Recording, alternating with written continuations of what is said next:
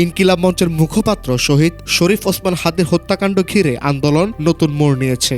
সারা দেশে ঘোষিত সর্বাত্মক অবরোধ কর্মসূচি সাময়িকভাবে স্থগিত করে ইনকিলাব মঞ্চ এবার সরাসরি রাজধানী কেন্দ্রিক কর্মসূচির ডাক দিয়েছে।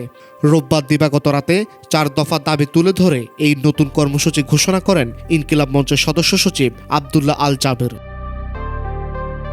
তিনি স্পষ্ট করে বলেন, এই হত্যাকাণ্ডে যারা সরাসরি জড়িত, যারা পরিকল্পনা করেছে, যারা সহায়তা দিয়েছে এবং যারা পালাতে সাহায্য করেছে, পুরো খুনিচক্রকে শনাক্ত করে আগামী 24 দিনের মধ্যেই বিচার সম্পন্ন করতে হবে। তার ভাষায়, বিচার বিলম্বিত হলে আন্দোলন আরও কঠোর হবে।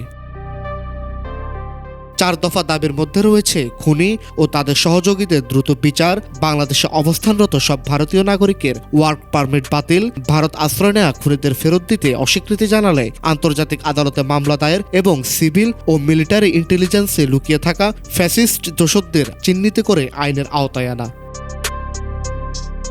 আব্দুল্লাহ আল জাবের জানান, রোববার দুপুর 2টা থেকে রাত 10টা পর্যন্ত চলা অবরোধ কর্মসূচি আপাতত প্রত্যাহার করা হয়েছে, তবে আন্দোলন থামেনি। সোমবার দুপুর 2টায় দেশের সব বিশ্ববিদ্যালয়, কওমি, আলিয়া মাদ্রাসা, স্কুল ও কলেজের শিক্ষার্থী এবং সচেতন জনগণকে ঢাকার শহীদ হাদিস চত্বরে অবস্থান নেওয়ার আহ্বান জানানো হয়েছে।